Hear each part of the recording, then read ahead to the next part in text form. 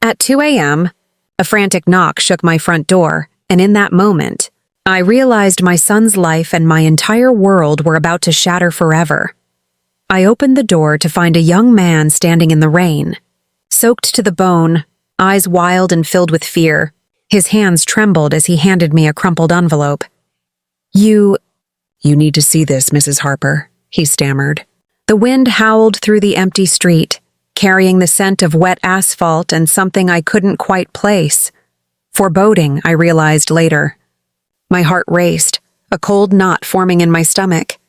Even though it was late, the street was eerily silent, the kind of silence that wraps around your chest and refuses to let go. Inside, I quickly closed the door, locking it behind me. My hands shook as I unfolded the envelope. Photographs spilled out.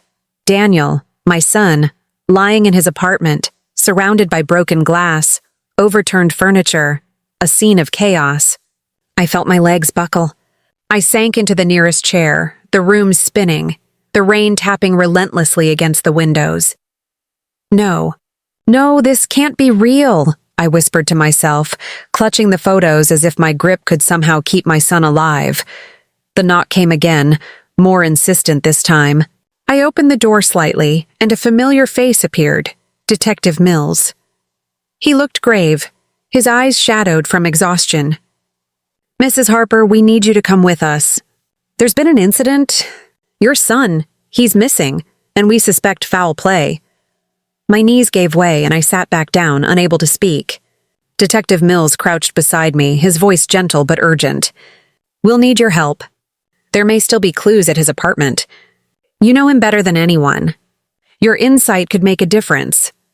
I nodded weakly, rising with effort, the photos still clutched to my chest. My thoughts raced, spinning like a storm inside my mind. Daniel had been so careful, meticulous, always planning, always protective of Matthew, my grandson. How could something like this happen?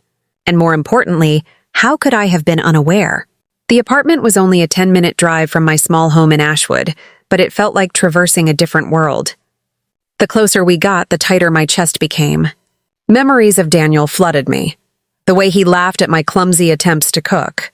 The pride in his voice when he described Matthew's little achievements.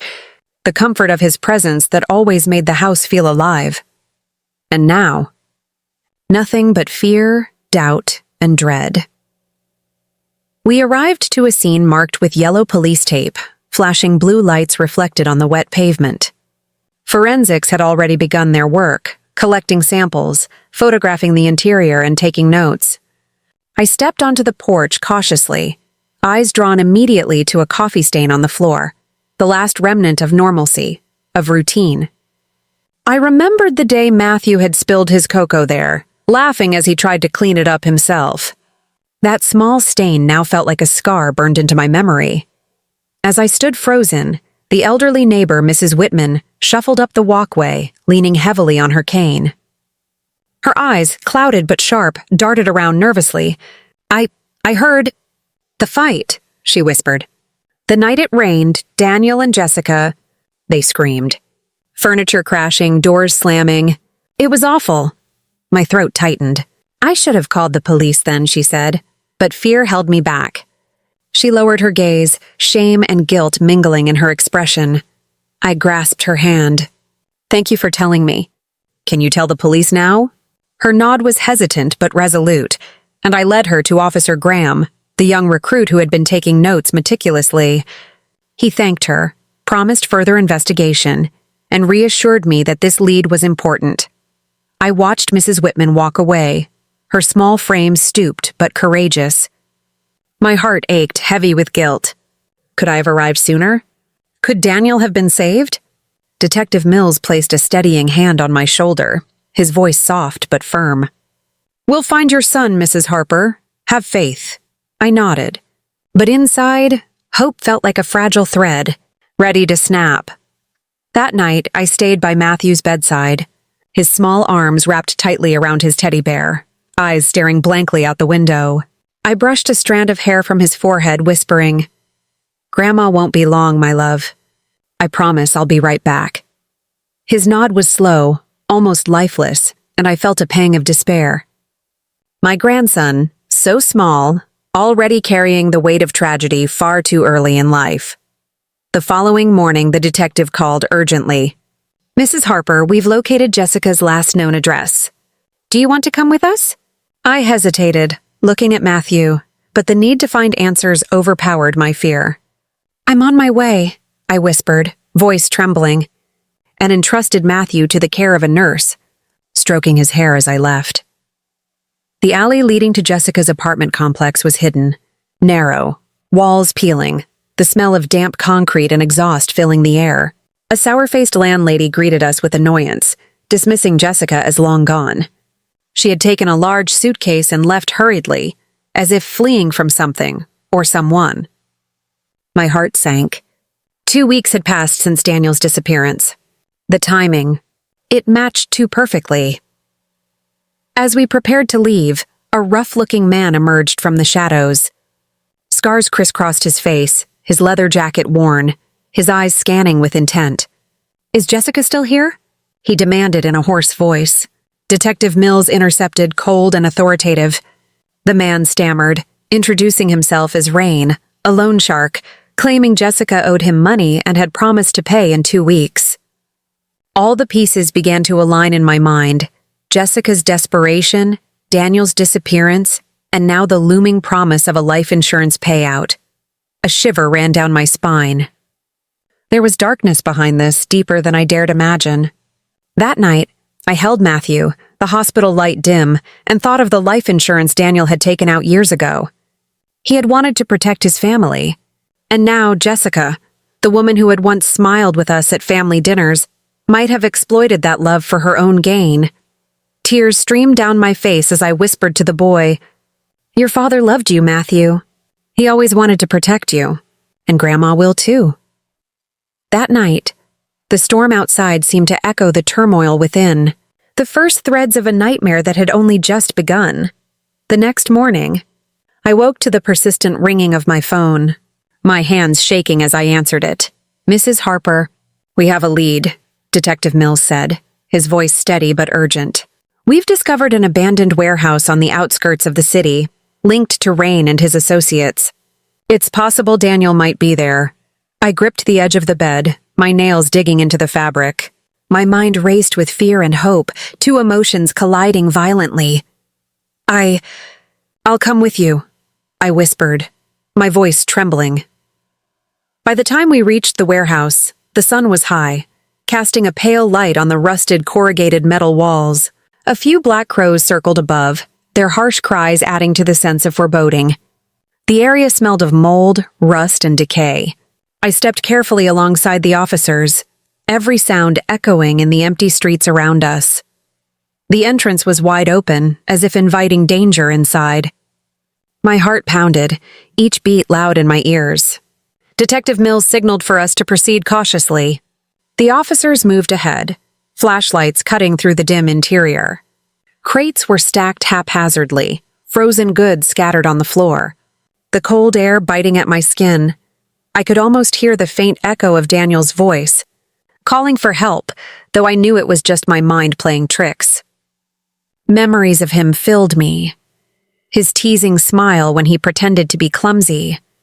The way he would carry Matthew on his shoulders during park visits, his laughter echoing in our home. All those memories now felt like shards, piercing my heart with every thought. Suddenly, Officer Graham called out, "Over here!" His voice was tense, controlled but strained. I ran forward, my shawl fluttering behind me, and saw what they had found. A body, partially covered with a tattered tarp, lay cold on the concrete floor. My breath caught in my throat. I knew before I even saw the face. It was Daniel. The medical examiner arrived quickly, his expression grim. He approached me with gentle steps. "Mrs. Harper, we need you to confirm the identity," he said, holding out his gloved hand. My legs trembled as I stepped closer, the cold air like ice against my skin. As the tarp was pulled back, the face I loved most came into view. Pale, lifeless, yet unmistakably Daniel. The thick eyebrows, the straight nose, the lips I had kissed countless times when he was a baby, They were all still there. I fell to my knees, sobbing uncontrollably. Daniel, my son. The world seemed to blur around me, sounds muffled by grief. Detective Mills placed a steadying hand on my shoulder. Take your time, Mrs. Harper. You are not alone. I wanted to touch him, to hold him one last time, but my hands shook violently, incapable of lifting even an inch of his body. Officer Graham helped me to a chair nearby, but I barely registered his presence. My eyes were fixed on the son I would never see smile again. The medical examiner spoke gently, explaining the injuries. Severe head trauma, consistent with a forceful blow, occurring the night of the storm. My mind raced, recalling Matthew's trembling recount of the screams, the crash of furniture, the sounds of violence. It all aligned with this cruel reality. Tears blurred my vision as I whispered a broken apology to Daniel, for failing to protect him, for not seeing the danger coming, for the helplessness I felt. The warehouse was silent except for the faint hum of the freezer units, a cold mechanical echo against the weight of my grief. After the identification, the police began to expand their investigation. Evidence from the truck, recorded by security cameras, was analyzed. A blanket stained red and a woman's jacket were recovered. DNA confirmed the blood was Daniel's, and the jacket belonged to Jessica. The realization hit me like a hammer. Jessica had done this. She had taken my son's life, using cold calculation, exploiting the trust and love that had once bound our family. I sank into a chair, tears streaming, unable to form coherent thoughts. The investigation led to the arrest of the man who had assisted her. Initially defiant, he eventually confessed under pressure, revealing the location where Jessica had been hiding. My stomach churned as the truth became clearer. Jessica, the mother of my grandson, had become the architect of unimaginable pain. I remembered the last time I had seen her, before the divorce. Her eyes were cold, a warning I had dismissed. "Stay out of it, Helen," she had said, smiling bitterly. At the time, I had wanted to reach out, to bridge the distance for Matthew's sake. Now that smile haunted me, a grim reminder of the consequences of ignoring warning signs. The police caught Jessica a few days later, trying to forge documents to escape the city. I watched from a distance as they led her into custody, her face gaunt, her hair disheveled. Anger and sorrow collided inside me. The woman who had once been part of our family had destroyed her own life and the lives of those she once loved. The trial drew public attention. I sat in the front row, holding Matthew's small hand as tightly as I could. His fear was palpable, but he obeyed my gentle coaxing. "This is for your father," I whispered, brushing back his hair. "Grandma is right here with you." In the courtroom, the evidence was presented meticulously. Recordings of Matthew's statements, photographs of the blanket and jacket, DNA reports, and the life insurance policy all pointed to the motive and the crime. The prosecutor's voice was firm, unwavering, revealing the chilling premeditation behind the act. Jessica tried to defend herself, claiming she had only wanted the money. But her accomplice's testimony exposed the truth. She had planned everything, instructed him to push Daniel, and attempted to conceal the crime. Her words rang hollow against the mountain of evidence. Matthew buried his face against my chest, trembling. "Grandma!" "Was it my fault?" he whispered. I rocked him gently, whispering, "No, my love. It wasn't your fault. Your mom made a terrible choice and she will face the consequences. But you are safe, and your father's love will always surround you." Finally, the judge delivered the verdict. Jessica was found guilty of first-degree murder and fraud, sentenced to life without parole. Her accomplice received 20 years for accessory and concealment. I wept openly, holding Matthew, releasing years of fear, grief, and helplessness. Weeks later, I closed Daniel's apartment for good. The house, once filled with laughter and warmth, had become a tomb of painful memories. I brought Matthew to live with me in my small town, enrolling him in therapy, hoping to heal the wounds in his young heart. Every night, I sit by his side, recounting stories of Daniel from his childhood, reminding him of his father's love, his joy, and his dreams. "Your dad loved you, Matthew," I say, stroking his hair. And Grandma loves you too. As I watch him sleep, clutching his teddy bear, I promise silently to protect him, to nurture him, and to honor Daniel's memory by keeping his son safe.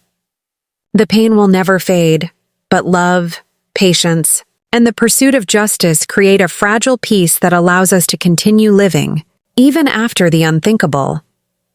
Days passed, but the heavy weight in my chest never lifted. Each morning I woke to Matthew's quiet sobs in his sleep, and each evening I whispered the same reassurances to him, knowing that no words could erase the memory of that fateful night. I tried to keep myself busy, helping him with homework, reading bedtime stories, and attending his therapy sessions, but at night, when the house was silent, the memories returned, sharp and merciless. I saw Daniel's smile, his hands reaching for me, and the thought of his body lying in that cold warehouse made my stomach twist in pain. One afternoon, Detective Mills called me, his voice calm but insistent. "Mrs. Harper, we've discovered something unusual in Jessica's past. There are financial transactions that suggest she might not have acted alone. There could be a network behind this, and we need to look deeper." My hands trembled as I listened, gripping the edge of the kitchen counter for support. "Another layer?" I asked, my voice tight with anxiety. "How many more layers of pain will I have to endure?" "We're doing everything we can," he replied. "But we need your help, Mrs. Harper. You might remember small details about her behavior, about anyone she contacted, that could help us trace her accomplices." I closed my eyes and thought, sifting through memories of the past months. Jessica had become secretive after her divorce, always talking in whispers over the phone, disappearing for hours without explanation. I remembered her insistence on secrecy, the way she avoided eye contact when I asked her about Matthew's activities, and how she became unusually protective over her possessions. I remember her speaking to a man on the phone, very quietly, just before Daniel disappeared. I said, my voice barely audible. "I didn't think much of it then, but now it feels important. Do you remember anything about him?" Detective Mills asked. I nodded slowly. A deep voice, rough, and she seemed afraid of being overheard. "I only saw him once briefly, standing by the corner of the street as she left in a hurry. I didn't recognize him." "Thank you, Mrs. Harper. That's a start," he said. "We'll cross-check it with the lone shark gang we've been monitoring." Later that evening, I sat by Matthew's side as he played with his toys on the living room floor. His small hands trembled, even while he tried to focus on building his Lego castle. I watched him quietly, my heart aching, and whispered, "Your dad loved you more than anything, Matthew. And I promise, nothing will ever harm you again." He looked up at me, his eyes filled with confusion and fear. "Grandma, why did Mommy do this?" I swallowed hard, feeling my own tears threatening to fall. "Sometimes people make terrible choices, my love. But we cannot change what happened. What we can do is stay strong and protect each other." The next day, I received a call from the police. They had located the abandoned house where Jessica had been hiding before her capture. They asked me to come with them to assist in documenting evidence. I hesitated, glancing at Matthew, who was drawing quietly. I can't leave him alone," I told the officer. "Can I bring someone with me?" They understood, and I asked my neighbor, Mrs. Rose, to watch over Matthew while I went with the officers. The alley leading to the abandoned house was narrow, lined with crumbling brick walls and littered with trash. The air smelled of mildew and smoke, a harsh reminder of the world Jessica had been hiding in. Inside the house, the officers moved cautiously. Broken furniture, shredded curtains, and scattered papers painted a picture of panic and hurried escape. On a small wooden table, we found documents with Jessica's handwriting, evidence of forged financial statements and plans to flee the city. I walked slowly through the rooms, each step heavy with dread. It was surreal to think that the woman who once laughed and shared meals in my home had created this secret world of lies, betrayal, and murder. My mind kept flashing back to Matthew's innocent face, and I pressed my hands to my mouth to stop the sobs threatening to escape. Detective Mills handed me a folder. We found records of large withdrawals from her bank accounts, payments made to Rain and his associates, and plans for a new identity. She tried to erase all traces of her involvement, but some records remained. This is key evidence for the trial. I nodded, unable to speak, my fingers trembling as I held the folder. The enormity of her deceit pressed down on me, heavier than the physical weight of the papers. Every line, every calculation, every lie she had written brought Daniel's absence into sharper focus. Later at the precinct, I watched from a one-way mirror as Jessica was interrogated. Her defiance had faded. Fear replaced it, and I felt a hollow, bitter pity for the woman who had once been part of my family. She muttered and stammered, attempting to justify her actions, but the officers, armed with evidence, were relentless. "You planned this," one officer said sharply. "You murdered Daniel for money. There is no excuse for what you've done." Jessica's shoulders slumped. I didn't mean for it to happen," she whispered, almost inaudibly. "I just wanted the money. I didn't want him dead." Her words were empty to me, meaningless. She had taken the life of my son, shattered Matthew's childhood, and destroyed our family.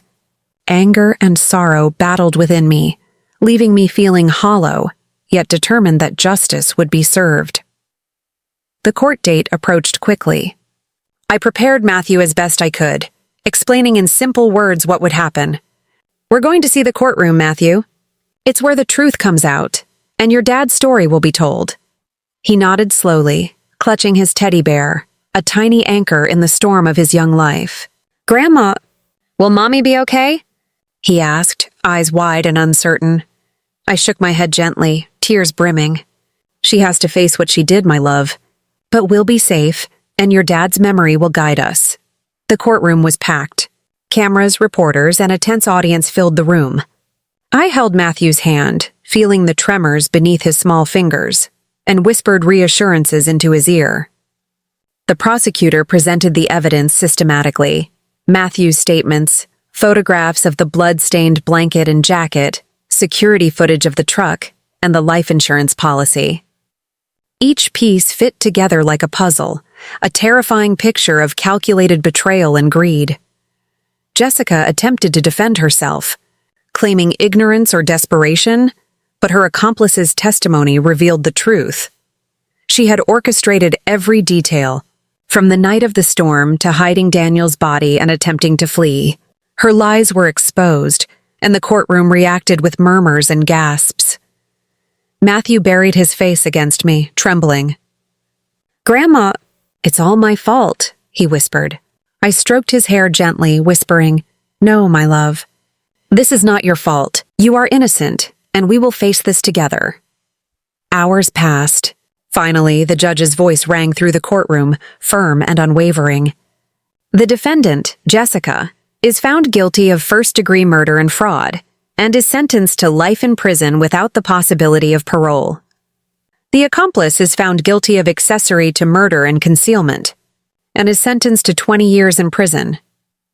Tears streamed down my cheeks as I hugged Matthew tightly, releasing months of grief, fear, and helplessness. We had lost Daniel, but justice had been served. The weight on my shoulders lightened slightly, though the void left by my son's absence remained, a silent ache that would never fully disappear. After the trial, I took Matthew home. The streets of our small town felt safer, quieter, and for the first time in weeks, I allowed myself to breathe. I enrolled him in therapy, determined to help him heal, to nurture him as Daniel would have, and to protect him from the darkness that had invaded our lives. That night, I sat by his side as he slept, whispering stories of his father's childhood, recounting moments of joy and laughter. "Your dad loved you so much, Matthew," I said softly, "and Grandma will always protect you, just like he would have." As I looked out the window, moonlight spilling across the room, I whispered a silent promise. "Daniel, I will raise and protect your son for you. Justice is done, and your love remains with us." The days that followed the trial were heavy with silence. Matthew clung to routines like a lifeline, waking early to tend to his small garden in our backyard, sketching in his notebook, and sleeping with his teddy bear tightly pressed to his chest. I watched him, a mixture of pride and sorrow swelling in my heart, knowing that each step forward was small but significant. One morning, the phone rang sharply, jolting me from a restless sleep. It was Detective Mills. "Mrs. Harper, we need to meet. There's a development regarding Jessica's financial network and her accomplices. It may shed light on other missing persons cases." I felt a cold shiver run down my spine. "Another layer?" I whispered, pressing a hand to my chest. "Yes, but it's sensitive, and we need you to be cautious. Some of these people are dangerous," I nodded, swallowing hard. "I understand. I'll come immediately." Matthew was playing quietly when I told him I had to leave for a short while. His face fell. "Grandma, are you going to be safe?" I forced a reassuring smile. "Yes, my love. I'll be back soon. You stay with Mrs. Rose and do your drawings." The alley to the precinct felt colder than usual. Even with the sun high in the sky, the shadows seemed darker, almost threatening. Inside, Detective Mills greeted me with a solemn look. "Mrs. Harper, we traced several large transactions that Jessica made, payments to unknown accounts overseas, and transfers to people connected to the Lone Shark Gang. This is bigger than we thought." I felt a wave of nausea. How could one person, already responsible for so much pain, be part of a network with such reach? "We're investigating whether her accomplices acted alone or if they had orders from someone higher up," Mills continued. "We need any information you can recall, names, voices, strange behavior, anything." I closed my eyes, sifting through memories of Jessica's frantic movements, her whispered conversations, the one man I glimpsed on the street that night. I remember she was always secretive on the phone, talking to a deep voice. A man. She seemed scared to be overheard. I never met him directly, but I saw him once, near the corner of the street, when she left in a hurry. Detective Mills nodded. "That's important. We've traced that man, Rain, but we think he isn't acting alone. He mentioned a boss, someone controlling more than just Jessica. We're working on it, but it's dangerous. We'll need to move carefully." After the meeting, I returned home to find Matthew sitting on the porch, staring at the horizon. His small shoulders were hunched, and when he saw me, his face brightened slightly. "Grandma, did you find anything?" I kneeled beside him, trying to offer comfort. "We're getting closer, Matthew. Justice isn't just about your dad. It's about making sure others are safe, too." He nodded silently, and I hugged him tightly, feeling the weight of the world pressing down on both of us. That night, I couldn't sleep. Memories of Daniel haunted me, not just of his final moments, but of ordinary days, the way he would laugh when Matthew spilled juice on the kitchen table, the way he tucked Matthew in at night, whispering silly stories until he fell asleep. I ran my fingers over the empty side of the bed where Daniel would have rested, and tears fell quietly in the dark. A week later, Detective Mills called again. "Mrs. Harper, we've located Rain. He's agreed to cooperate under strict conditions. He may lead us to the higher-ups in Jessica's network." I felt a mixture of relief and apprehension. "And Matthew?" I asked, thinking of my grandson's innocence and the fragile thread keeping him safe. "Don't worry. He's safe with Mrs. Rose. You'll be protected during this meeting." The meeting took place in a secured facility, away from prying eyes. Rain sat across from me and Mills, his rough face hardened by years of street life. He seemed almost human now, stripped of his bravado by fear and guilt. "I just followed orders," he said, voice low and gravelly. "Jessica told me what to do. But there's more. She answered to someone higher, someone she feared." I leaned forward, heart pounding. "Who? Who is controlling this?" Rain hesitated. I can't say yet. But if you help me, I'll lead you there. There's a warehouse, on the outskirts, used for money laundering and people who are in danger there," Detective Mills interjected. "We'll coordinate a raid. But Mrs. Harper, I need you to stay calm. This could be dangerous." I nodded, feeling a strange mix of fear and determination. Daniel's death had shown me that evil could hide in the shadows, but I couldn't let fear dictate my actions anymore. Matthew's life and the lives of others depended on confronting it. The next day, we prepared for the operation. Armed officers surrounded the area, and I followed behind, my heart pounding like a drum in my chest. The warehouse loomed ahead, dark and imposing, and the air smelled of rust and decay. Every instinct screamed at me to turn back, but I pressed on, remembering Matthew's face and Daniel's smile. Inside, chaos erupted. Officers moved swiftly, securing rooms and capturing suspects. Rain guided us through hidden passages, pointing out documents and evidence. I walked carefully, taking in the sight of countless boxes labeled with false company names, stacks of money, and weapons. It was a den of deception, far more extensive than I had imagined. Suddenly, a door at the end of a corridor opened, and a group of people ran out, panicked. Officers intercepted them, and I caught a glimpse of a familiar face. Someone connected to the network Jessica had been part of. The realization hit me like a thunderbolt. Daniel's murder was just a piece of a much larger puzzle. Detective Mills approached me, voice low. "We've secured the site, but this is just the beginning. There's still a higher figure we need to identify. But thanks to your courage, Mrs. Harper, we're making progress." I nodded, feeling exhausted but resolute. The truth was unraveling, and though the path ahead was uncertain, I knew that Daniel's legacy, and my promise to protect Matthew, required me to see this through. That night, I returned home to Matthew, who ran to hug me. "Grandma, are you okay?" he asked, eyes wide with concern. I hugged him tightly, kissing his forehead. "I'm okay, my love.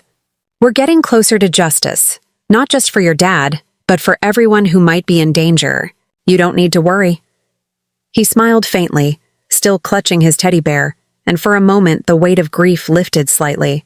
I sat with him, holding him close, feeling the rhythm of his breathing, and whispered, "Your dad loved you, Matthew, and I will never let anything happen to you. Not now, not ever." As I watched him sleep that night, I realized that courage wasn't the absence of fear, but the decision to act despite it. The road ahead was dangerous, uncertain, and full of darkness, but I would walk it for Daniel, for Matthew, and for the truth that demanded to be revealed. The following days were a whirlwind of phone calls, meetings, and late-night investigations. Detective Mills kept me updated at every turn, and though I was exhausted, I felt a strange energy coursing through me, a determination fueled by grief, love, and the need for justice. Matthew noticed my tired eyes and tried to cheer me up with his drawings, each one a small snapshot of his hope for a world without fear. One morning, I received a call that made my hands tremble. "Mrs. Harper, we've identified a location where Jessica might be hiding again," Detective Mills said, his voice tight with urgency. "It's a small warehouse on the outskirts, abandoned but connected to her past operations. We believe she might have contacts there who are helping her escape." I felt a chill run down my spine. "And Matthew, he's safe?" I asked immediately, thinking of my grandson's fragile heart. "Yes, he's safe with Mrs. Rose. You'll be protected. But we need to move quickly," he replied. I hung up and took a deep breath, feeling the weight of responsibility settle on my shoulders. Every time I stepped into this world of danger, I was reminded of Daniel's absence, his laughter replaced by a void that seemed impossible to fill. But I had a mission now, not only for justice, but for Matthew, who deserved a life without shadows. As I arrived at the police staging area, officers briefed me on the plan. Rain, who had agreed to cooperate, would guide us to Jessica's possible location. His rough exterior betrayed a nervous tension, his hands fidgeting as he recounted the layout of the warehouse and the movements of her accomplices. "We need to be careful," Detective Mills said. "If Jessica has armed contacts, it could get dangerous." "No unnecessary risks," I nodded, gripping my shawl tightly. Fear bubbled up, but beneath it was a determination as fierce as fire. Daniel's murder had shattered our lives, but it had also ignited a spark within me, a refusal to allow more innocent people to be harmed. The journey to the warehouse was tense. We drove in silence, the cityscape gradually giving way to desolate fields and broken roads. When we finally arrived, the building loomed before us, dark and foreboding. Its rusted metal doors and boarded windows made it seem abandoned, yet every instinct told me there was danger inside. "Stay close," Detective Mills instructed. "Rain knows the layout. Follow his lead." I took cautious steps behind him, the crunch of gravel under my shoes echoing in the silent night. The officers fanned out, securing the perimeter. I could hear my own heartbeat, each thump a reminder of how fragile life was, how easily it could be taken. Inside, the warehouse smelled of damp wood and mildew. Shadows danced across the walls, cast by the flickering flashlights of the officers. Rain led us through narrow passages, pointing out crates and hidden corners where people could be hiding. Suddenly, a noise echoed from the far end, a metallic clang, followed by a low curse. I froze, clutching my shawl to my chest. "Someone's here," Rain whispered, tension evident in his voice. The officers moved swiftly, and we discovered a small room tucked behind stacks of boxes. There, crouched in fear, was Jessica. Her hair was disheveled, her face pale, and her eyes wide with terror. She looked almost human in that moment, not the calculating murderer I had known, but a woman cornered by her own choices. Detective Mills approached her calmly. "Jessica Reynolds, you're under arrest. Put your hands behind your back." She trembled, and for a brief moment, I saw hesitation in her eyes. But then her gaze hardened, the mask of fear replaced by defiance. "You don't understand," she whispered. I had no choice. I had to survive. I felt my chest tighten. "No choice?" I asked, my voice trembling. "Daniel is dead, Jessica. He's gone because of your choices. Matthew's life was almost ruined because of your greed. No one forced you to plan it. No one made you hide him or lie to everyone. You made those choices." She flinched but said nothing. The officers handcuffed her, and I noticed the faint tremor in her hands. Her accomplice, a man with a rough exterior who had helped her the night of Daniel's murder, was captured in another room. He looked defiant, but when confronted with the evidence, a blanket stained with Daniel's blood, Jessica's jacket and the security footage, his face paled. Back at the precinct, I watched through a one-way mirror as Jessica and her accomplice were interrogated. The man initially denied everything, but under pressure, he confessed. It was her plan, he admitted, voice tight with fear. I did what she told me." Jessica's face contorted with anger and frustration. "He's lying. I didn't," but the evidence was overwhelming. The DNA results, the life insurance documents, the statements from Rain, all pointed to a deliberate, cold-blooded plan. Daniel had been killed for money, and for a brief, horrifying moment, the magnitude of her betrayal hit me like a physical blow. I left the precinct feeling drained. The weight of grief and anger pressed on me, but beneath it was a strange sense of closure. Jessica was caught. The immediate threat to Matthew and others was over.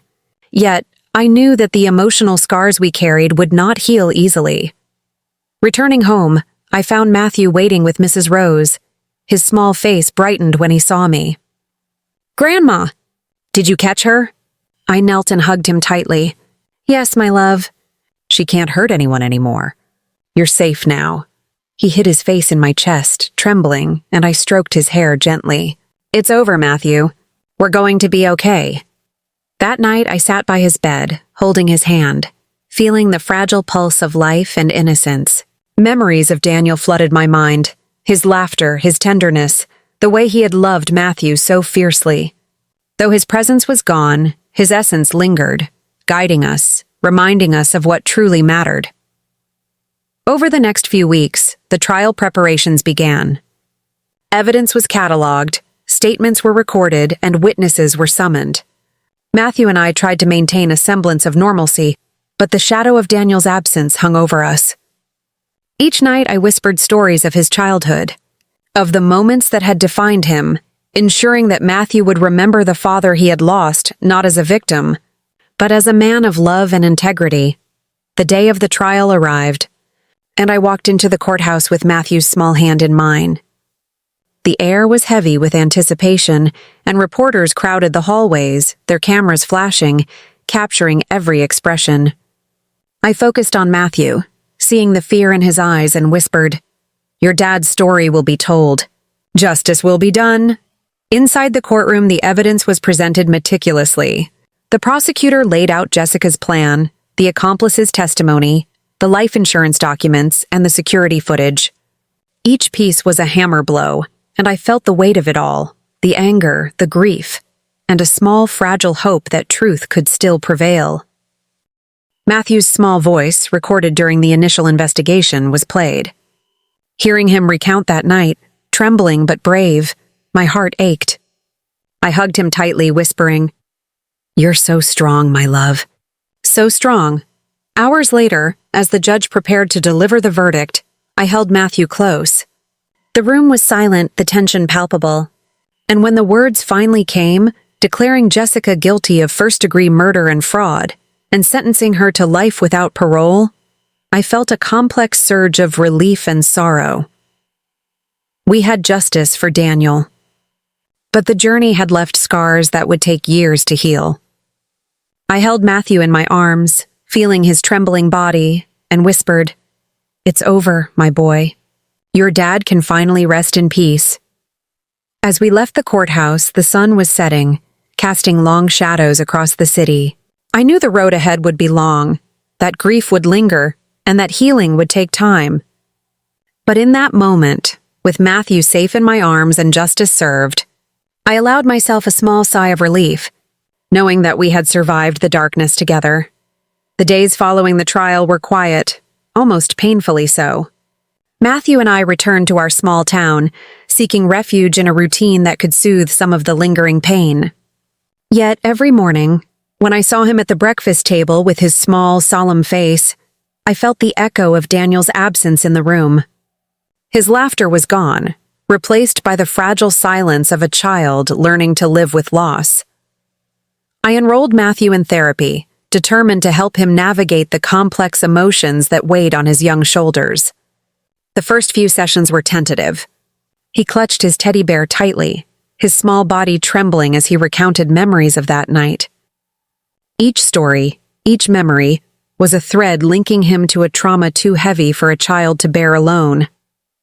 I would sit silently beside him, holding his hand, letting him know he was not alone. One evening, as the sky turned golden with sunset, Matthew and I sat on the porch. I watched him play with his toy cars, his small fingers moving with care and precision. I could see his mind wandering, sometimes lost in memories, sometimes imagining worlds where his father was still there to guide him. "Grandma," he whispered, his voice hesitant, "do you think Dad knows we're okay?" I knelt beside him, brushing a lock of hair from his face. "Yes, my love," I said softly. "I think he knows. And I think he's proud of how brave you've been." Matthew nodded, but his eyes remained distant, as if peering into a place only he could see. I realized then that grief was a living thing in our lives, shaping, shadowing, and yet, slowly, allowing space for healing. Meanwhile, the city continued its rhythm, indifferent to the tragedies that had unfolded within its streets. Detective Mills continued to call occasionally, updating me on the legal proceedings against Jessica's accomplice and confirming the ongoing security measures for Matthew's safety. Each call was a reminder of the fragile thread between justice and chaos, and how easily life could be disrupted. One afternoon, as I was preparing tea in the kitchen, the phone rang. Detective Mills's voice, calm but urgent, echoed through the receiver. "Mrs. Harper, we've uncovered additional evidence regarding Jessica's past schemes. It seems her network was larger than we initially thought. Some of her associates may still be active." A chill ran through me. "Do you think Matthew is at risk?" I asked immediately, panic flaring in my chest. "No immediate danger," he assured me. "We're taking precautions. But I wanted you to know in case she tries anything else once she gets word from her associates." I hung up, my hands shaking. The realization hit me. Even though the immediate threat was gone, the shadows of Jessica's actions lingered. Her greed and recklessness had left a ripple of fear, one that could resurface at any time. That night I couldn't sleep. I sat by Matthew's bed, watching him breathe softly, his small chest rising and falling. The moonlight spilled through the window, illuminating the room in pale silver. I thought of Daniel, his smile, his gentle voice, the way he had always protected us. And I realized that I needed to find a way to channel my grief into strength, for Matthew and for myself. Days later, a letter arrived at the house. It was unsigned, simply containing a note. "You cannot escape what you know. Justice has only delayed the inevitable." My hands shook as I held it, and I immediately called Detective Mills. "We'll investigate the source," he said firmly. "But for now, stay vigilant and don't let him or them see fear." Fear gripped me, but I refused to let it control me. I sat Matthew down and explained, in terms he could understand, that some people might try to threaten us because they were afraid of consequences. "But remember, my love," I told him, "we have people who care about us and we have each other. Nothing can take that away." He nodded slowly, clutching his teddy bear. "I'll be brave, Grandma," he whispered. I realized then that bravery was not the absence of fear, but the determination to act despite it. The same bravery Daniel had embodied, and the same I would need to embody for Matthew. Over the next week, the police increased their patrols near our home, and I took precautions to secure the house. Each knock on the door or rustle outside made my heart race, but I forced myself to focus on Matthew, on his small hands reaching for mine, on the sound of his laughter returning in small, fleeting moments. One afternoon, while Matthew was at therapy, I received a call from the hospital where Daniel had worked. An old colleague of his, someone who had known him for years, wanted to speak with me. Hesitant but curious, I agreed to meet. The man, Dr. Leonard, was quiet and solemn. "Mrs. Harper," he began, "I knew Daniel well, and I wanted to tell you something. He always worried about Jessica after the divorce, about what she might do if desperate. He spoke about you often, about how he trusted you to protect Matthew if anything happened to him." Tears filled my eyes. "He trusted me?" I whispered, choking back sobs. "Yes," Dr. Leonard said gently, "and he believed in your strength, your courage. He knew you would fight for Matthew, even in the face of unimaginable pain." That night, I sat by Matthew's bedside, the memory of Daniel's trust a quiet anchor in my heart. "Your dad believed in us, Matthew," I whispered, "and I will always fight for you just like he would have." Weeks turned into months. Matthew's therapy sessions continued, and slowly I began to see the light return to his eyes. His laughter, once rare, became more frequent. He began to draw again, creating worlds where danger and fear had no place, and I realized that through him, a piece of Daniel lived on. Though the pain of losing my son never fully disappeared, it transformed. It became a force guiding me, pushing me to protect Matthew and to honor Daniel's memory. I immersed myself in his stories, recalling the small, beautiful moments that had defined his life, the way he had always encouraged Matthew, the jokes he told, the way he had loved unconditionally. Then, one evening, the phone rang. It was Detective Mills again. "Mrs. Harper, the accomplice has provided information about Jessica's network. We're planning a full investigation. It seems this was only the tip of the iceberg." I listened carefully, my heart heavy but resolute. "Thank you," I said. "But remember, my first priority is Matthew's safety. Nothing else matters if he's at risk."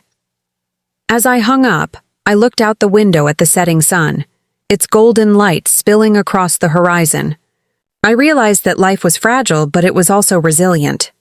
Loss had taught me the depth of grief, but it had also revealed the capacity for love, courage, and determination within me. I turned to Matthew, who was drawing quietly at the table, and smiled softly. "We're going to be okay," I whispered to him, though the words were as much for myself as for him. "We'll honor your dad, we'll live, and we'll keep each other safe. That's the promise I make to both of us." And in that moment, I understood something profound. The journey was far from over. There would be more challenges, more moments of fear and sorrow. But with Matthew by my side, and with the memory of Daniel guiding us, we could face whatever came next, together. It was early autumn when the next chapter of our lives began, a season painted in shades of gold and crimson, yet shadowed by the memory of Daniel's absence.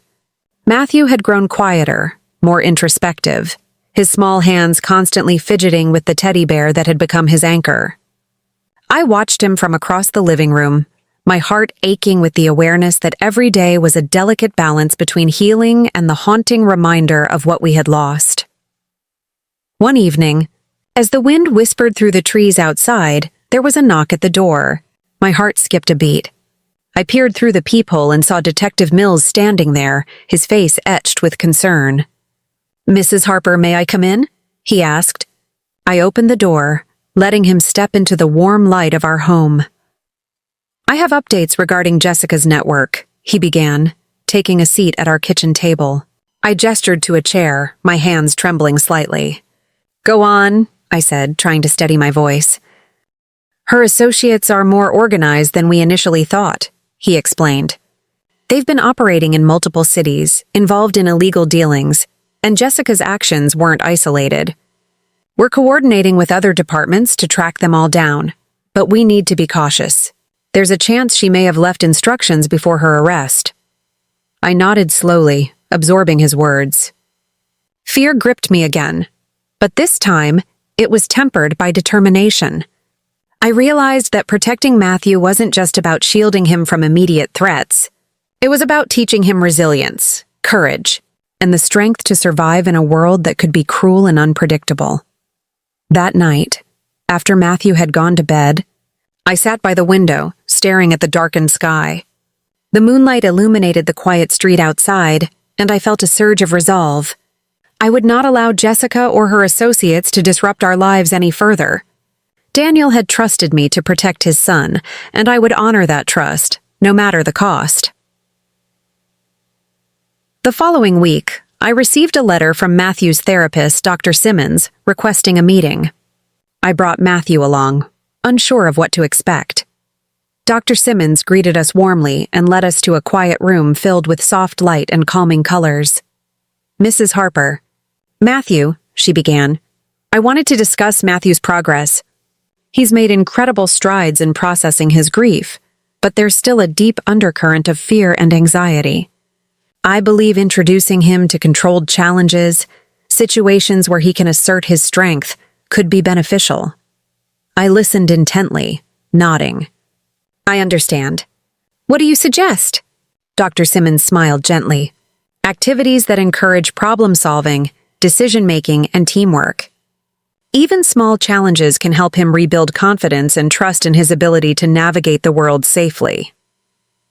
Over the next several days, I implemented her suggestions. We began with simple tasks, helping in the garden, organizing small projects around the house, learning to cook together. Each task, though ordinary, became a lesson in courage, patience, and resilience. I watched Matthew's eyes light up with pride when he completed something on his own, and I realized that these small victories were slowly stitching the torn fabric of his childhood back together. One afternoon, as we were sorting through old family photos, Matthew's gaze fell on a picture of Daniel holding him as a baby. "Grandma," he whispered, his voice trembling, "I miss him so much. I don't want him to be gone forever." I pulled him into my arms, holding him tightly. "I know, my love. I miss him too. But he's not truly gone. His love is always with us, guiding us, keeping us safe. And every time you remember him, you keep a piece of him alive." Matthew's small hands clutched my shirt, his tears soaking through the fabric. I stroked his hair, whispering stories of Daniel, funny moments, gentle lessons, and acts of kindness he had shown. Slowly, his sobs quieted, replaced by a contemplative silence as he processed the words. Weeks later, Detective Mills called again. "Mrs. Harper, we have located one of Jessica's key associates. We believe he holds information about any remaining threats and hidden resources she may have set up." I felt a mixture of relief and anxiety. "Will this put Matthew at risk?" I asked immediately. "Not if we proceed carefully," he replied. "We have a team ready to intervene if necessary, but we need your cooperation in ensuring Matthew remains unaware and protected until the investigation concludes." I agreed, my mind racing with thoughts of safety and vigilance. For the next several days, I maintained strict routines, keeping Matthew engaged in schoolwork, therapy and activities to distract him from any potential danger. Every knock at the door, every unfamiliar sound outside made my heart pound, but I refused to let fear control me. Then, one evening, as Matthew was finishing his homework, there was a loud banging on the door. My heart leaped into my throat. I rushed to see Detective Mills and 2 officers standing there. "Everything's under control," he assured me, seeing my fear. "We're here to accompany you and Matthew for the next few hours while we execute a safe operation against one of Jessica's associates." Matthew looked at me, eyes wide. "Grandma, are we going somewhere?" "Yes, my love," I said softly. "But you don't need to worry. We're together, and you'll be safe." We left the house in the dark of night, the city streets glowing under streetlights. Matthew held my hand tightly, his small fingers gripping mine as if tethered to safety itself. I glanced at him, feeling a fierce surge of protectiveness. Every step I took was a vow, to keep him safe, to honor Daniel's memory, and to face whatever challenges awaited us with unwavering courage. The operation was swift and precise. The officers apprehended the associate without incident, and Detective Mills debriefed me in the quiet of the precinct. "Mrs. Harper, this was a crucial step," he explained. "We've dismantled a key part of Jessica's network, reducing the immediate risk. But we'll remain vigilant. Your awareness and cooperation have been invaluable." As we returned home, the first light of dawn breaking over the city, I realized the magnitude of what we had endured. The storm of grief, fear, and uncertainty had tested us in ways I could never have imagined. Yet, through it all, Matthew had shown resilience, and I had discovered a strength I never knew I possessed. That morning, I sat with Matthew at the breakfast table, watching him eat quietly. "You were very brave last night," I said gently. He looked up, eyes serious but bright. "I had to be, Grandma. Dad would want me to be brave." Tears filled my eyes. "Yes, he would, my love. And he would be so proud of you." Life continued, a delicate blend of normalcy and vigilance. Therapy sessions, school, and quiet evenings at home became our rhythm. But beneath it all, a new sense of purpose emerged. I had become Matthew's anchor, his protector, and his guide through a world that had shown its darkest side. And as I tucked him into bed that night, brushing the hair from his forehead, I whispered softly, "We've survived so much. Matthew and we will continue to. Your dad's love surrounds us always. And I promise, nothing will ever break that bond."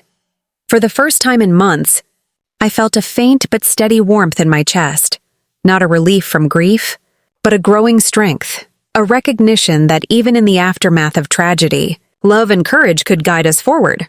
And I knew that together, Matthew and I would face whatever came next, our hearts intertwined, unbreakable, and resilient. The days grew shorter and the air crisper, signaling the approach of winter, yet the chill outside could not compare to the cold shadow that lingered over our hearts. Matthew seemed to carry an invisible weight, his laughter less frequent, his small shoulders burdened by fears he could not yet voice. I watched him silently, wishing I could carry the weight for him, wishing that somehow the past months of terror, loss, and betrayal could be erased with a single gesture. One morning, the phone rang and my hands shook as I answered. Detective Mills's voice was urgent but measured. "Mrs. Harper, we've received a tip about Jessica. She may have been trying to contact someone outside the city, possibly to orchestrate something before her arrest. We need to trace it immediately." My heart tightened. "Is it safe for Matthew to be around while you do this?" I asked. "Yes, we'll ensure his safety," he reassured me. "But I need your cooperation in keeping him unaware and calm." I nodded, knowing that the operation could not wait. That day I kept Matthew busy with school projects and a puzzle he had insisted on completing. His small hands moved carefully, piecing together the scattered fragments, and I marveled at his concentration. It was a fragile, fleeting moment of normalcy. Yet I felt the tension in the air as a constant reminder that the threat of Jessica's network still lingered like a storm cloud on the horizon.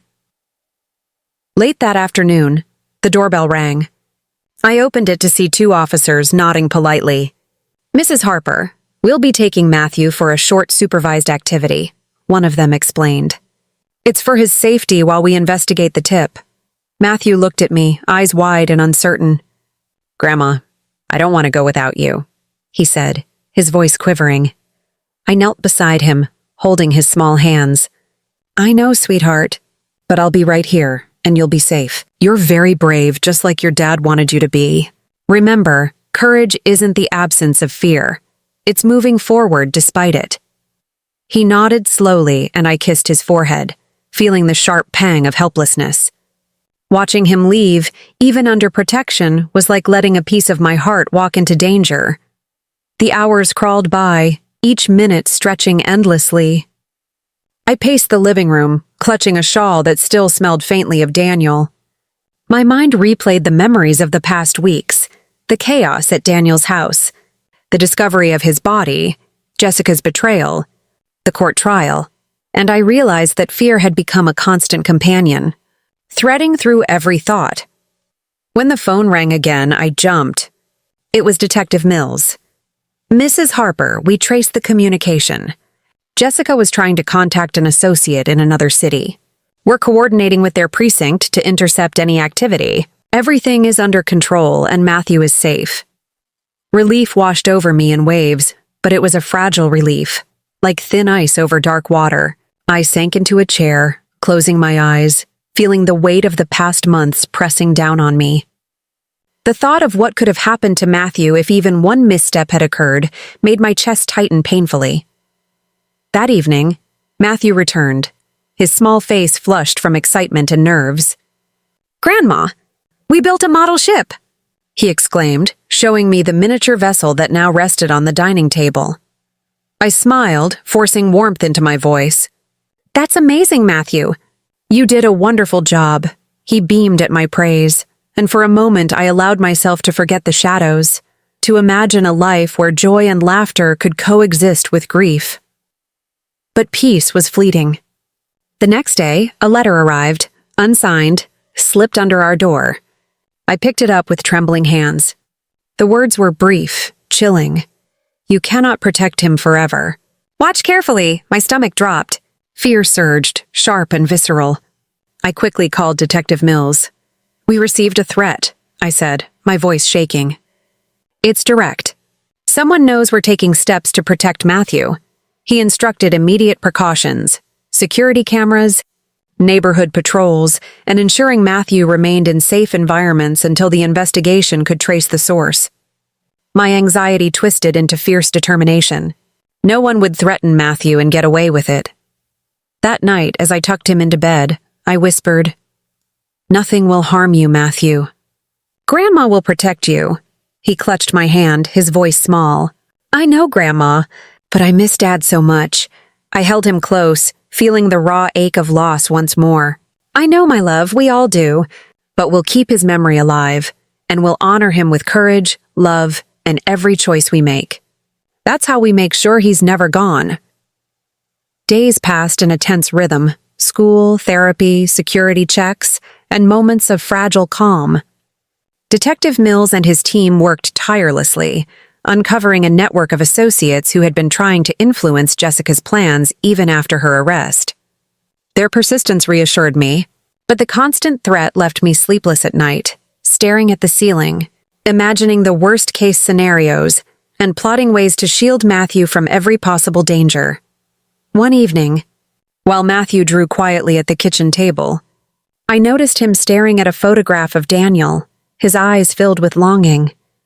"Grandma," he whispered, "do you think Dad is watching us?" Tears stung my eyes, but I smiled through them. "Yes, my love. He's always watching, always proud. And he's with us in every moment, guiding us, keeping us safe." Matthew hugged the photograph to his chest, and I realized the depth of his need for connection, for reassurance that the love of a parent could transcend death. That night I lay beside him, stroking his hair as he drifted into sleep, his small breath slow and steady. I whispered stories of Daniel, his bravery, kindness, and unwavering love, hoping that the memory would shield Matthew from despair. Weeks later, Detective Mills called with another breakthrough. "Mrs. Harper, we traced Jessica's external contact. It's a minor player in her network, but they had critical information about her plans and hidden resources. We've secured the individual and retrieved all relevant data. A wave of relief washed over me, but it was tempered by exhaustion. The months of fear, vigilance, and grief had left their mark on both Matthew and me. Yet, even as I felt the weariness settle into my bones, I recognized a fragile hope emerging, a hope that we could reclaim some measure of normalcy, even in the shadow of loss.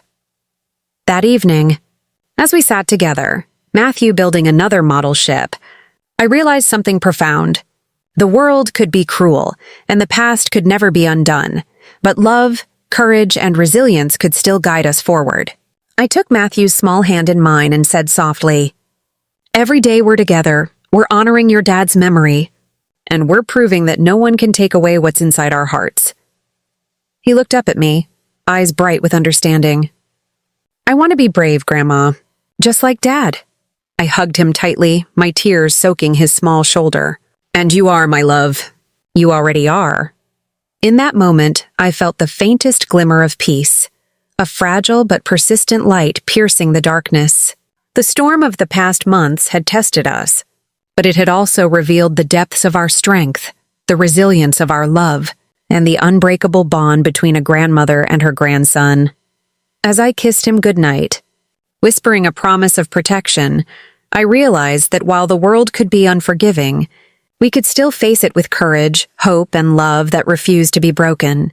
And in that determination, I found the first seeds of healing, for both Matthew and myself. The days after the tip about Jessica's network moved slowly, each hour stretched taut with tension, like a rope pulled to its limit.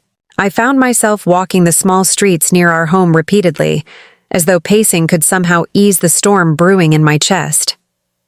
Matthew tried to play, tried to laugh, but even his moments of joy carried a shadow, a memory of nights when we had feared for his father's life and our own. It was late one afternoon when Detective Mills called again. "Mrs. Harper, we've uncovered something critical," he said, his voice measured but urgent. "There's a vehicle linked to Jessica that was spotted near a warehouse on the outskirts of the city. We're organizing a raid. We need you to be prepared to accompany us for identification purposes, in case there are clues connected to Daniel." My heart clenched. Daniel's name made the air in my lungs heavy, as though each breath carried a weight that no one could lift.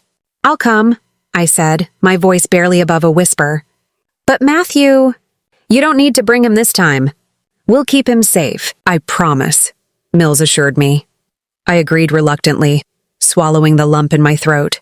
Leaving Matthew behind felt like tearing my own heart from my chest.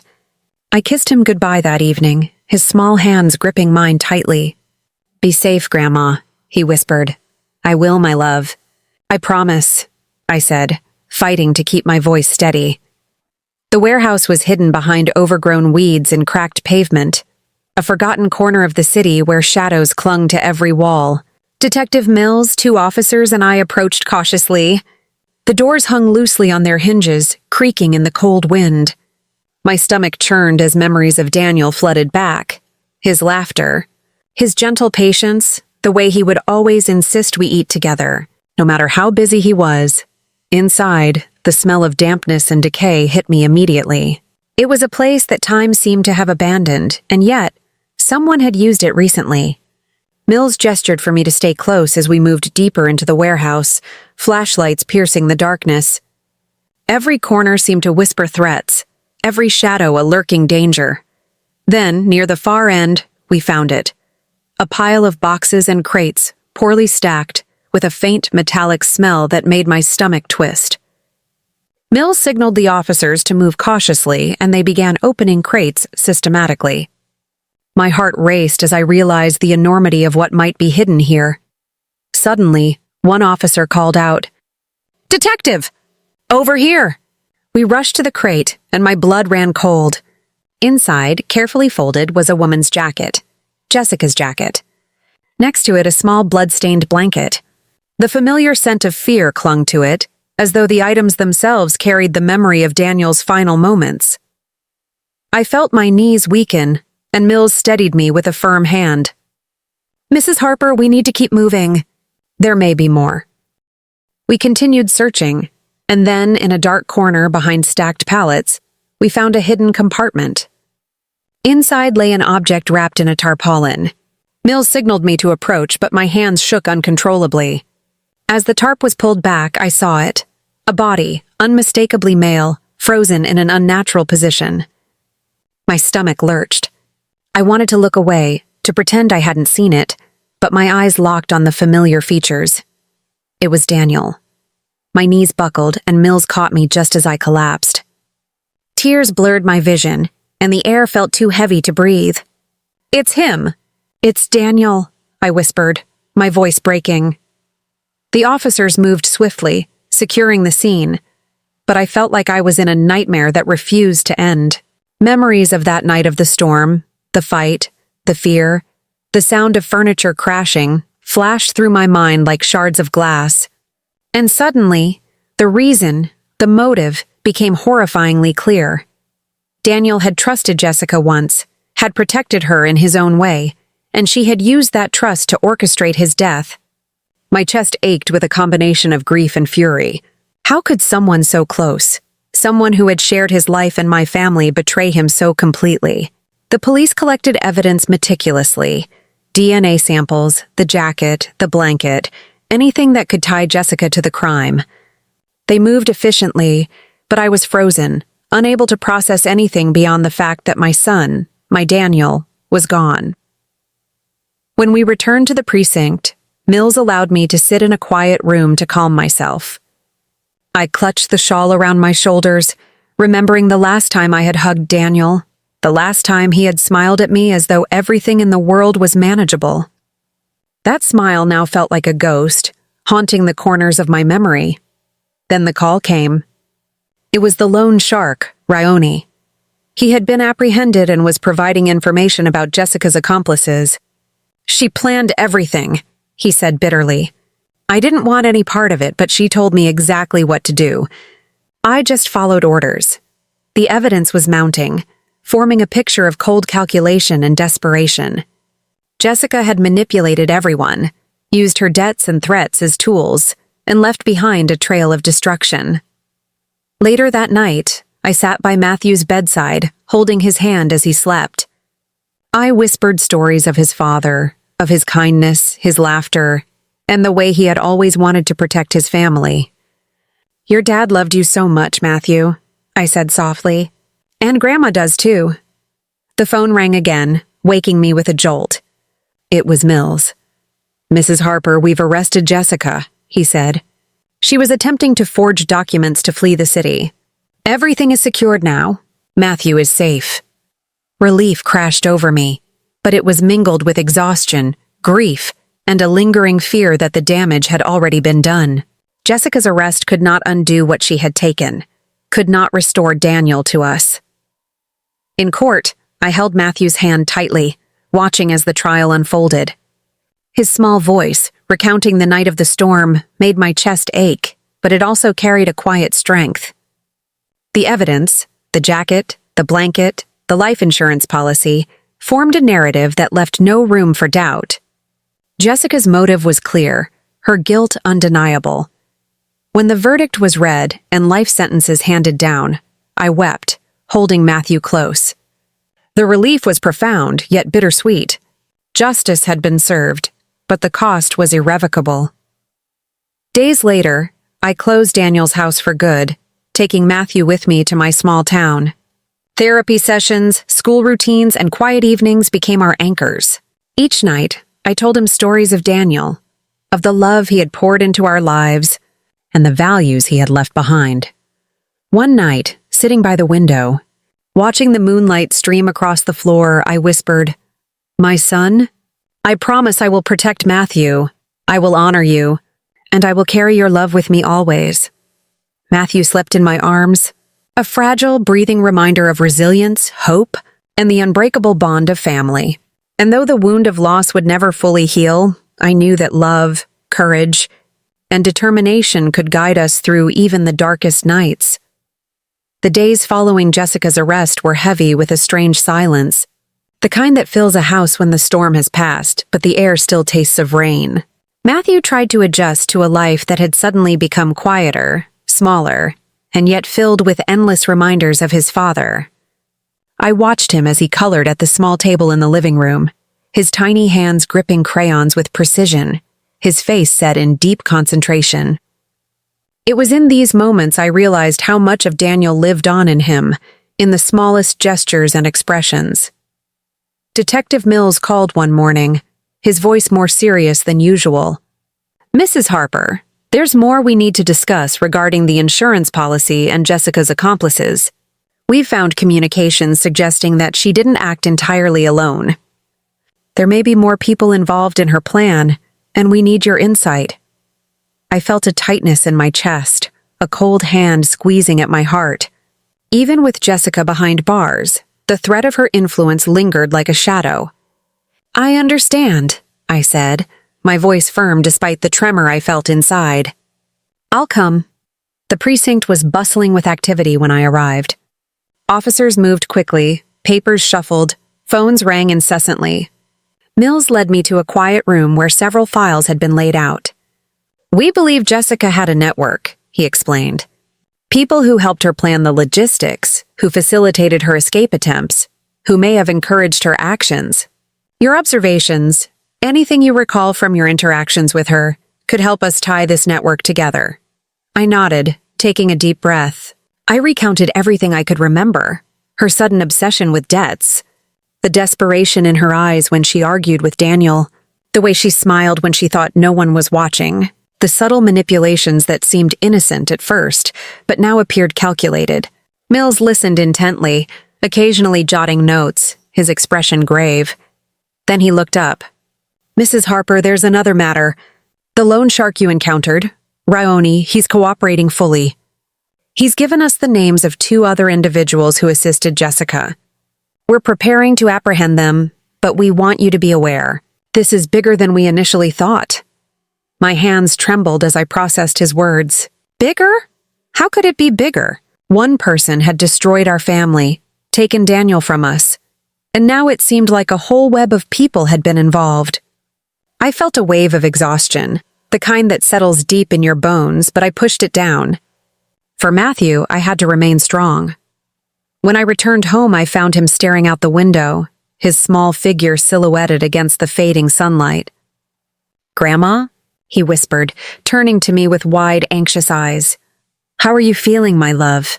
I asked, sitting beside him. I miss Dad," he admitted, his voice small and trembling. "I know he's gone, but I keep hoping he'll come back." I hugged him tightly, feeling the weight of his grief pressing against my own. "I know, Matthew. I miss him too. But we must remember the love he gave us, the lessons he taught us. That love doesn't disappear, and we carry it in our hearts every day." Over the following days, the investigation expanded. Police officers conducted raids on other locations linked to Jessica's communications. Files, emails, and bank statements were meticulously examined. The more I learned, the clearer it became that her plan had been elaborate, coldly calculated. Daniel's death had not been a spontaneous act, but a carefully orchestrated crime, the culmination of manipulation, deceit, and greed. One evening, as I sat with Matthew before bedtime, I held his small hands in mine. "Do you remember the stories I told you about your dad when he was little?" I asked gently. Matthew nodded, eyes wide and solemn.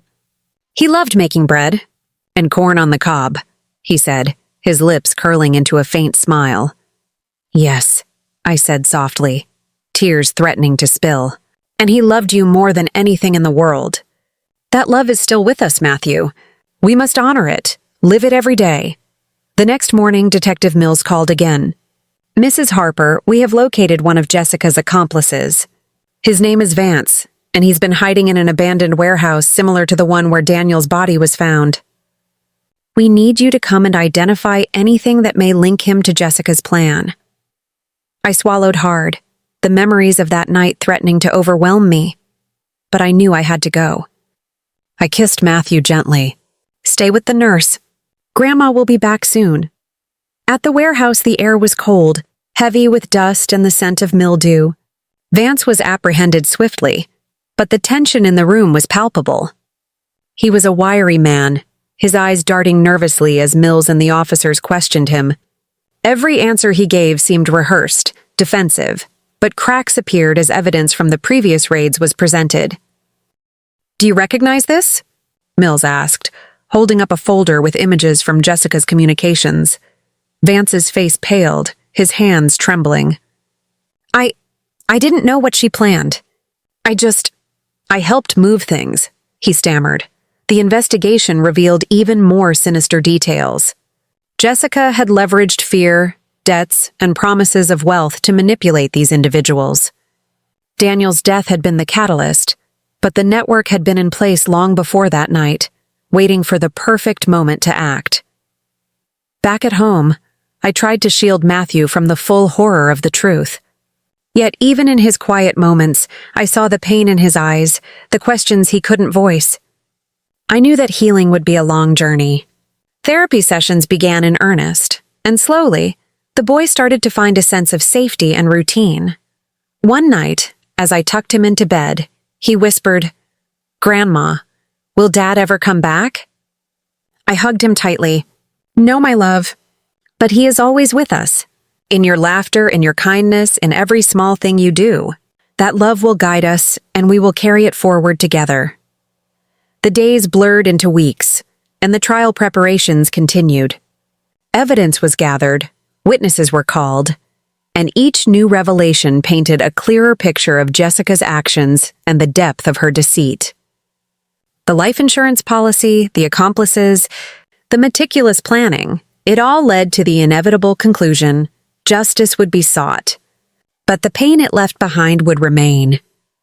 In the quiet moments, I often found myself staring at Daniel's photographs, tracing the lines of his face, remembering his voice, his laughter. I whispered promises into the darkness, vows to protect Matthew, to honor Daniel's memory, to ensure that no harm would ever come to the boy I now raised alone. As the courtroom date approached, Matthew clung to me more than ever. His small hands wrapped around mine, a silent plea for reassurance, for safety, for the strength only a grandmother could provide.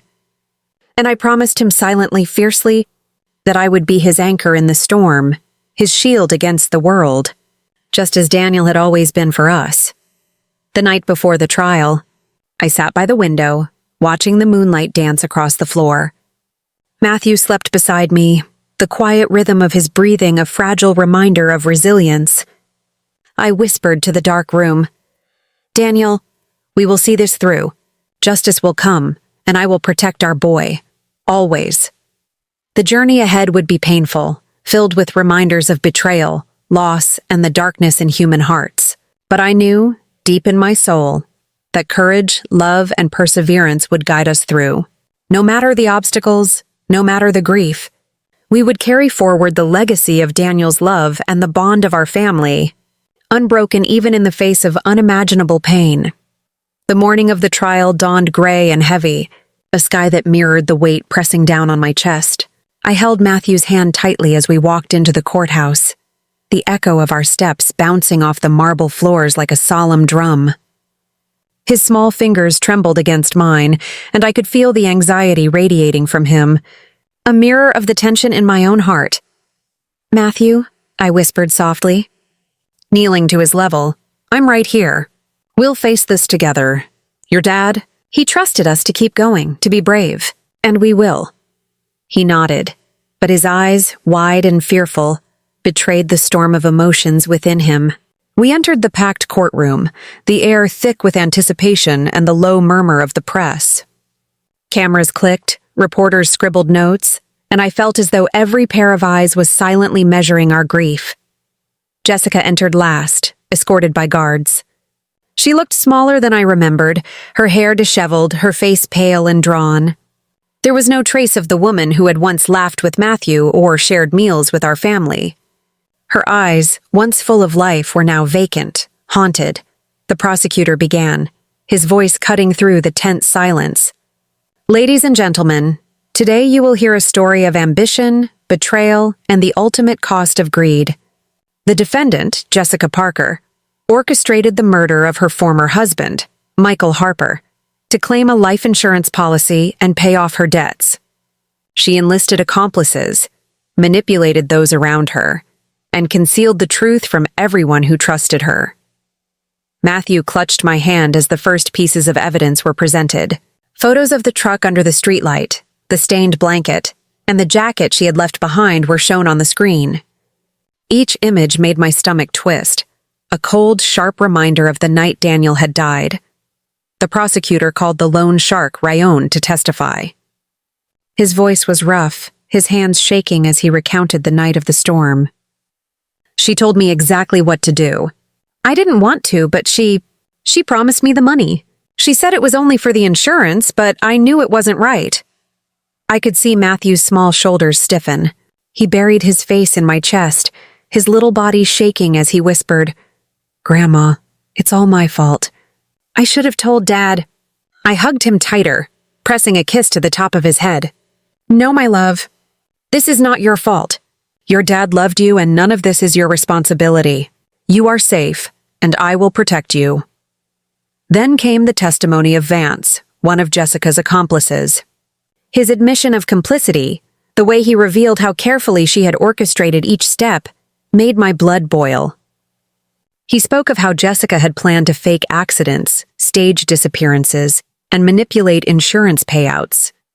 Each word was a dagger to my heart, yet the courtroom was silent, rapt with attention.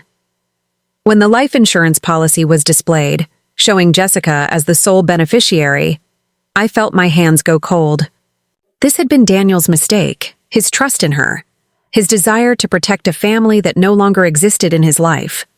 Yet even in his foresight, he had left us vulnerable. I thought of Daniel's smile, the warmth in his voice, the way he would tease Matthew about small things, always trying to make him laugh. That smile now haunted me, a painful reminder of what had been stolen from us. I squeezed Matthew's hand, feeling the tiny pulse of his fear, and whispered, "We will see this through. Justice will be done." The defense tried to argue desperation, claiming Jessica acted out of fear and overwhelming need. But the evidence was overwhelming, her accomplice's testimonies consistent, and the DNA and surveillance undeniable. She had planned, calculated, and executed a crime that shattered our family. At one point, Jessica stood and shouted, "I didn't mean to kill him. I just wanted the money." Her voice broke, but the courtroom remained cold. The prosecutor countered calmly, "If your intent was only money, why did you hide the body, stage a crime scene, and enlist accomplices? Your actions prove premeditation, and your intent to deceive was clear." Her face fell, the fight draining from her. She turned to her accomplices, shouting, "It was him! He pushed Michael." But the man, Vance, stood firm, pointing directly at her. "You planned it all. I only followed your instructions. The responsibility is yours, not mine." The murmurs of the crowd grew, a low wave of tension. I held Matthew close, feeling his small body quake in my arms. "It wasn't your fault, my love," I whispered, stroking his hair. "Your mom, your dad. None of this is yours to bear. We will get through this together." Hours passed, evidence continued, and the story of Jessica's greed and manipulation became painfully clear. The jury listened, the witnesses testified, and the pieces of the horrific puzzle fell into place. Michael Harper's death had been avoidable, had it not been for Jessica's cold ambition and the betrayal of those who aided her. When the judge finally stood to deliver the verdict, the room seemed to hold its breath.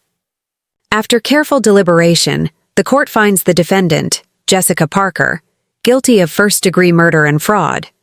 She is sentenced to life imprisonment without the possibility of parole. The accomplice, Vance, is found guilty of accessory to murder and concealment, and is sentenced to 20 years in prison. I collapsed against Matthew, holding him as he sobbed uncontrollably. My tears mingled with his, a shared grief that was both unbearable and cathartic. The relief of justice was tempered by the raw, gaping wound left by Daniel's absence. Days later, we visited Daniel's home one last time. The rooms, once filled with warmth and laughter, were now empty, echoes of our lost past. I held Matthew's hand as we walked through, taking mental snapshots of each corner, each memory. "This was your dad's world, Matthew," I said softly. "And we honor it by carrying him in our hearts." Back at home, I enrolled Matthew in therapy. Slowly, he began to regain pieces of himself, to smile more freely, to laugh without guilt.